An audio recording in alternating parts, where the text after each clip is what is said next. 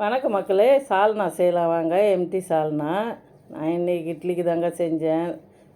கடாயில் எண்ணெய் ஊற்றுங்க. பட்டை லவங்கம் போட்டுக்கோங்க, கிராம்பு ஏலக்காய்லாம். நீல வாக்கில் வெங்காயம் கட் பண்ணி போட்டுக்கோங்க. ஒரு பச்சை மிளகா டேஸ்ட்டுக்கு போட்டுக்கோங்க. மசாலா அரைச்சின்னு வந்துடலாம் வாங்க. ஒரு ஸ்பூன் கசகசா, ஒரு ஸ்பூன் சோம்பு, ஒரு அரை முடி தேங்காய். நீங்கள் எவ்வளோ செய்கிறீங்களோ அதுக்கு மாதிரி கம்மி பண்ணிக்கோங்க, இல்லை அதிகப்படுத்திக்கோங்க. ஒரு கைப்பிடி அளவு முந்திரி நல்லா பேஸ்ட்டாக அரைச்சின்னு வந்துக்கோங்க.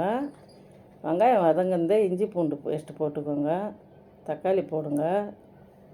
நல்லா வதங்கி வரட்டும். ஒரு வாரமாக நான்வெஜ் எதுவும் எடுக்கலைங்க. அதனால் இன்றைக்கி இது என்ன செய்யலான்ட்டு கோயிலுக்கு வேறு போகிறோம். சீக்கிரமாக தான் வீடியோ போடுவோம்.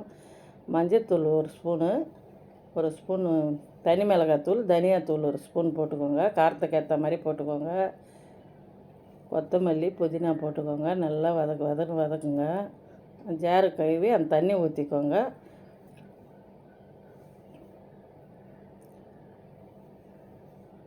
நல்லா கொதி வரட்டுங்க.